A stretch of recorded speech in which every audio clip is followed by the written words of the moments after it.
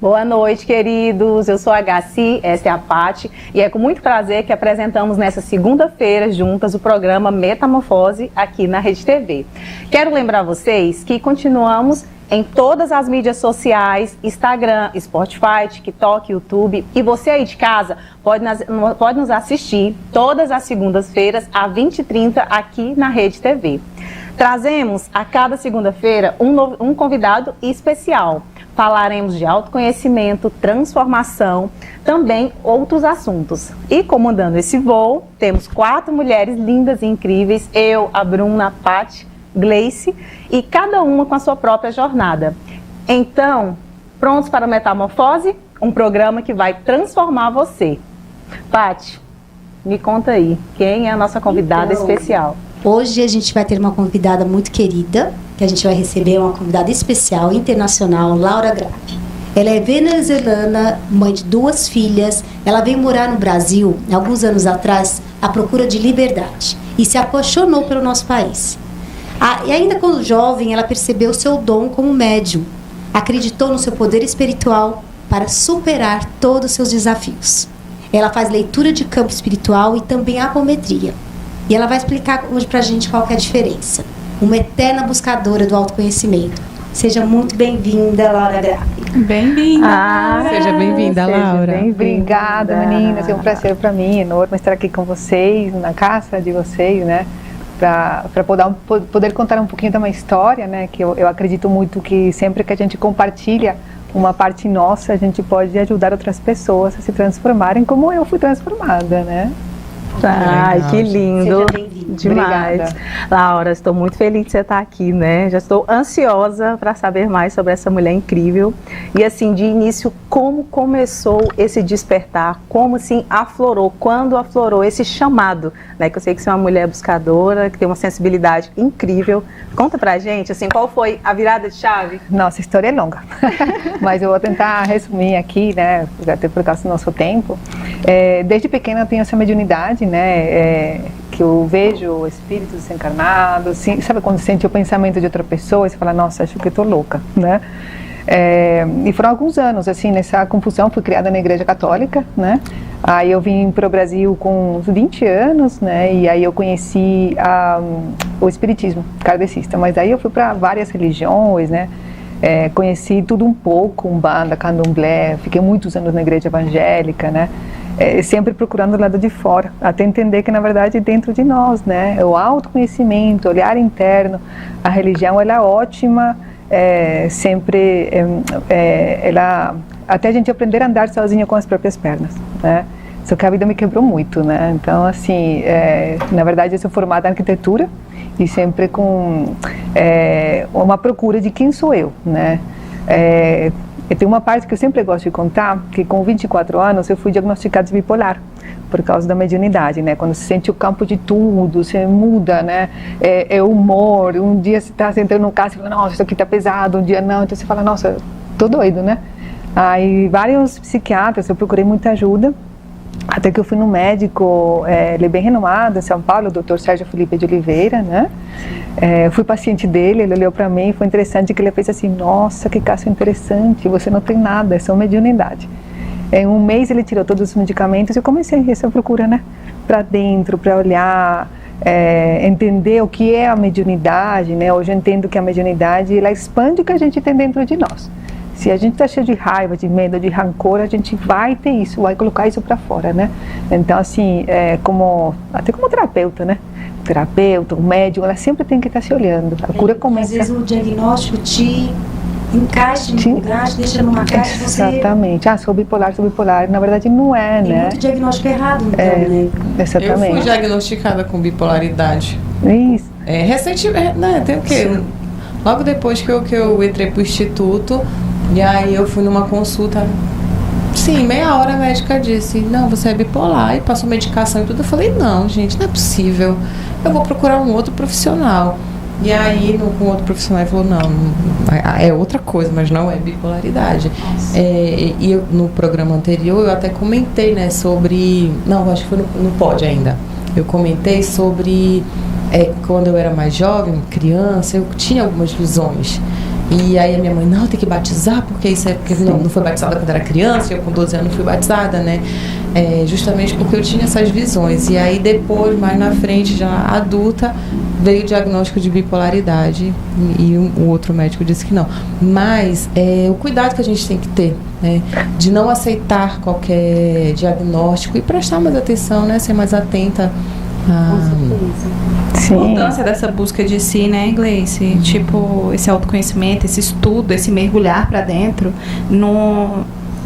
te faz ter um campo de proteção ali. Não é qualquer coisa que vai me rotular. Exatamente. Ou me definir, porque eu me conheço. Exatamente. Então, você falando, eu falei que, nossa, gente, e muitos casos de bipolaridade, assim, eu conheço. E hoje assim, eu sempre fui muito ver para crer, né?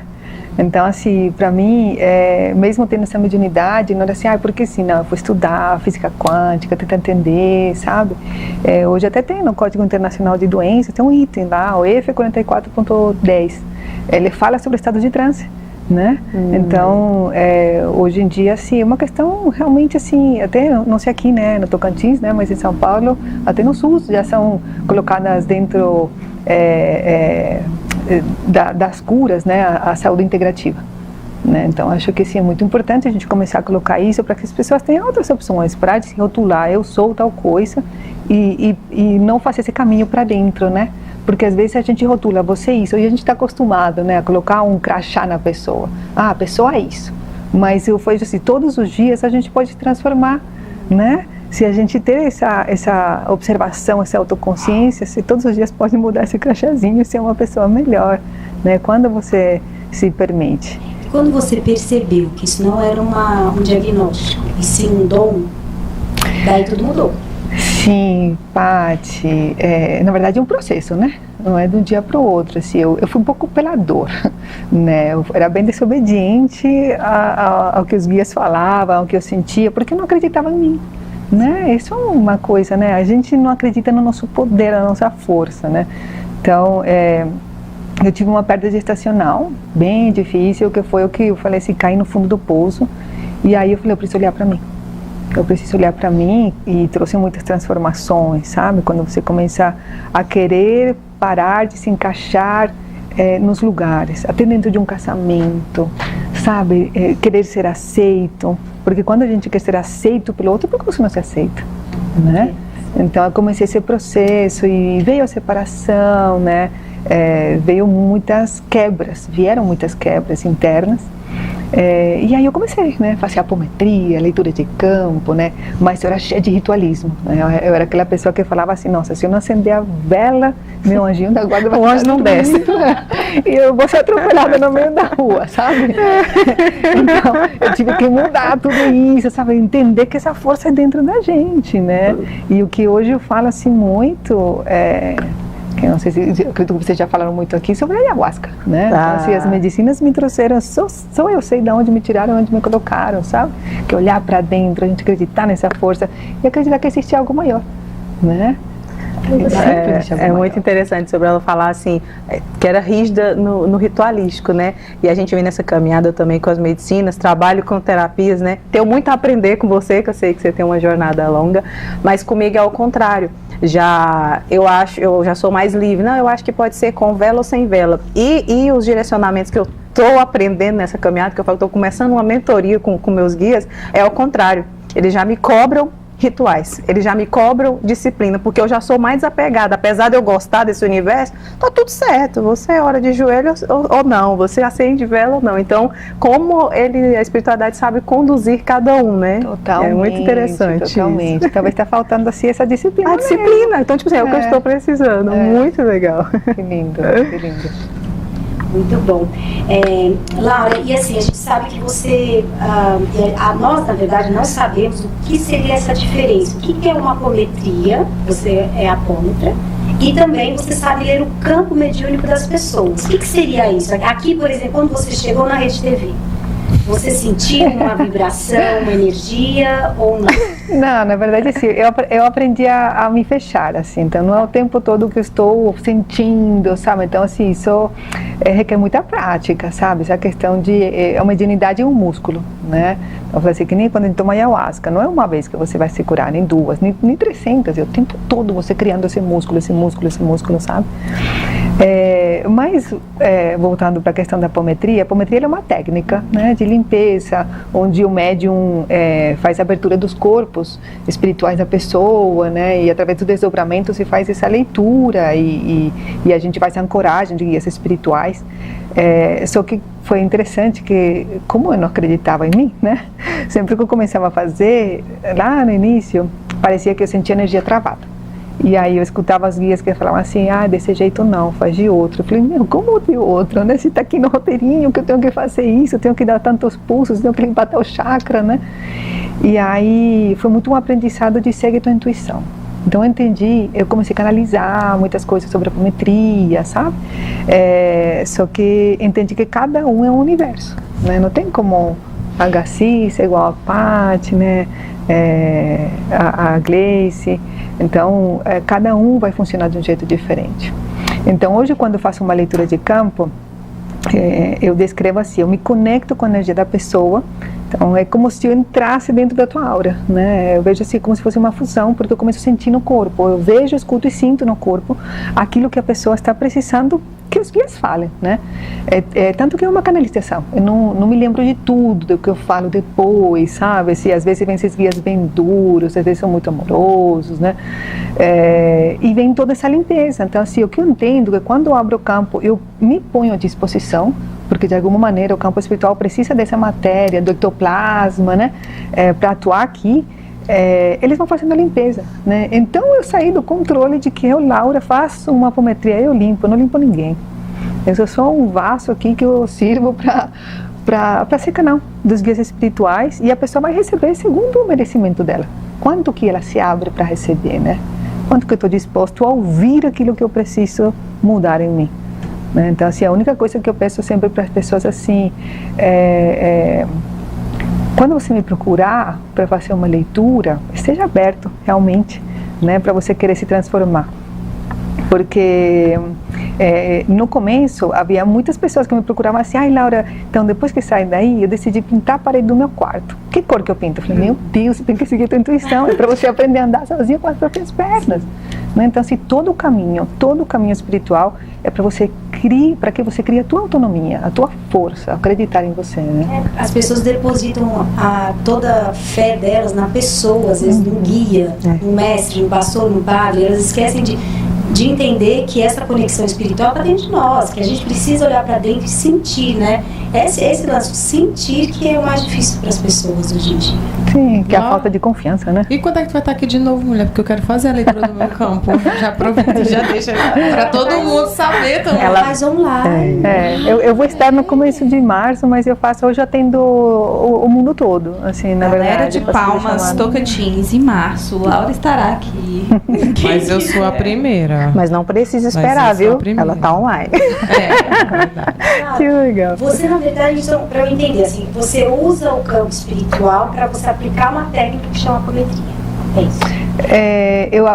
Eu diria que foi ao contrário. A apometria me ensinou a me conectar com o meu campo espiritual, né? Através de uma técnica que eu sei, que foi uma ferramenta, eu aprendi a me conectar com o meu interior, né? E aí vem coisas mais profundas, assim. Eu falei assim, nossa, mas quem que é um guia espiritual? Alguém externo, né? O que vocês acham?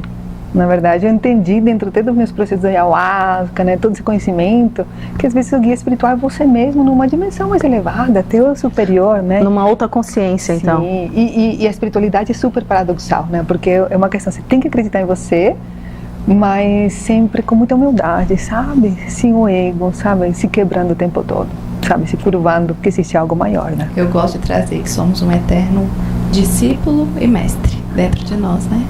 Eu adoro. Perfeito. E a gente tem que saber ativar, né? Quando eu sou discípulo, quando eu sou mestre. Porque até o que a gente pode falar, eu já falei, eu acho que em um dos programas aqui, às vezes o que a gente está falando pode estar sendo de alta importância para alguém que está ouvindo. a gente saber, né, o que realmente a gente está passando. E é muito bom ter essa humildade. Não, agora é a hora de aprender. Sim. Agora é a hora que talvez eu possa ajudar alguém, conduzir alguém. É bem legal quando você traz isso. E diante dessa caminhada, Laura, existe uma troca de energia muito grande, né? Eu sei desse campo que você acessa aí, não sei o seu campo, mas eu sei que pesa, né, quando a gente está em contato.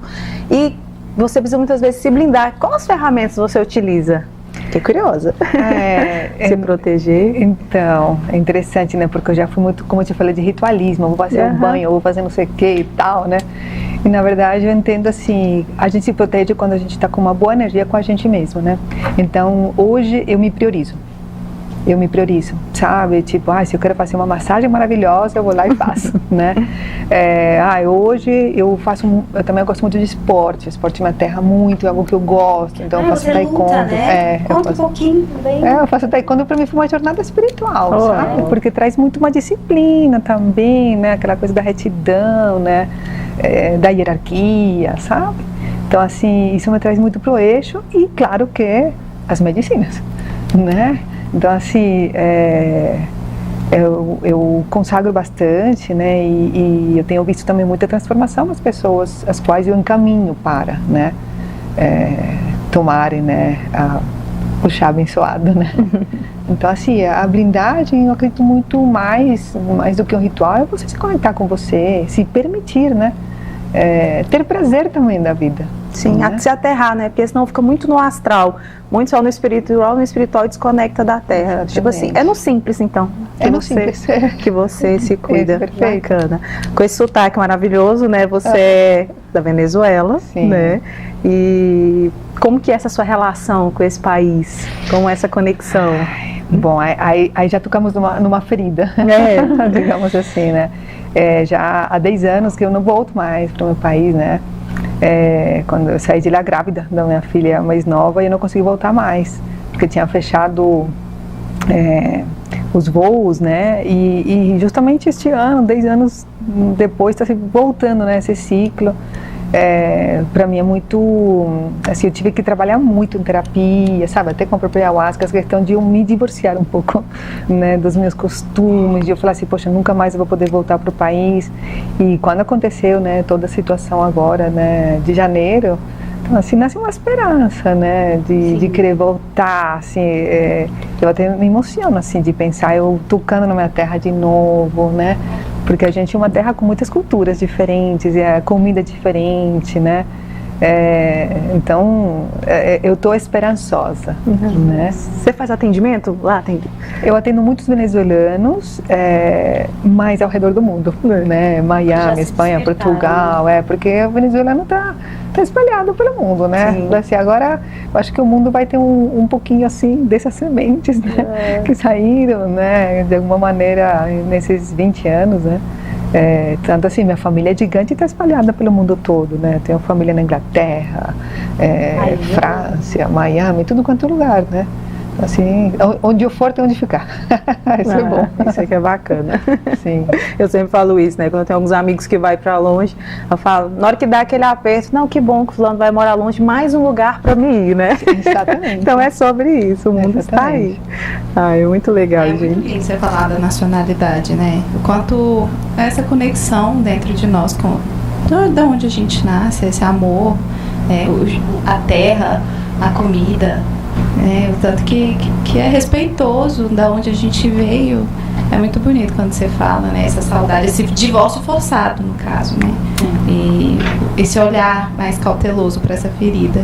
E que bom que você está passando por uma possibilidade de um reencontro com a sua nacionalidade ali, com esse tocar a sua nação novamente, seu país novamente. Porque é um sonho, né? Na verdade, quando aconteceu a questão da Venezuela, dia 3 de janeiro, né? Muitas pessoas me questionaram, né? Qual era a minha opinião, né? Eu falei, não tem como dar uma opinião política, né?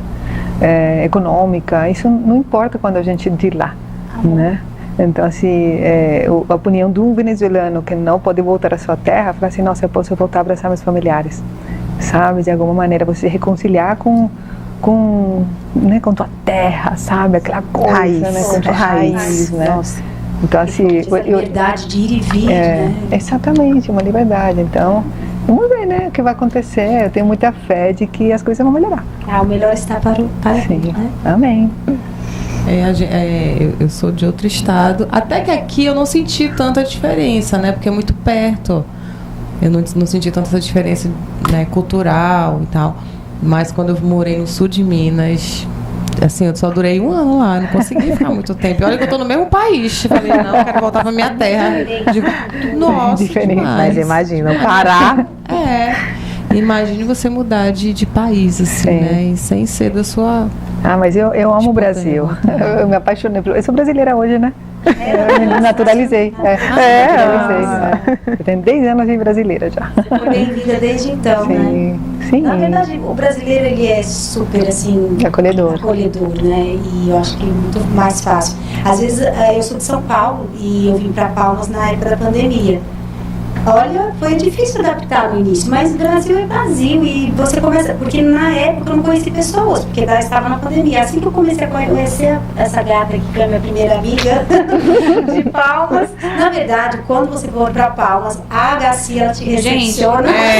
Exatamente. Nossa, Ela foi a primeira amiga da Ela foi minha vez primeira também. amiga também. Então, assim, veio pra Palmas, a gente apresenta logo a Garcia, que aí ela faz Faz o network. network. Deixa eu ver, você combina com essa. Entra É a anfitriã de Palmas. Gente, o papo está muito bom. Que pena que é só meia hora que a gente pode ficar com um programa você. especial hoje, né? Muito, Laura. E a gente tem sempre uma última pergunta que a gente faz a respeito do nome do nosso programa, que é Metamorfose, né? Que fase dessa metamorfose ambulante que a Laura vem se mudando, se editando toda hora, que você tá? Nossa, Paty, eu tô numa fase de eterno aprendiz. Sabe, eu estudo muito, né? Me preparo muito, né?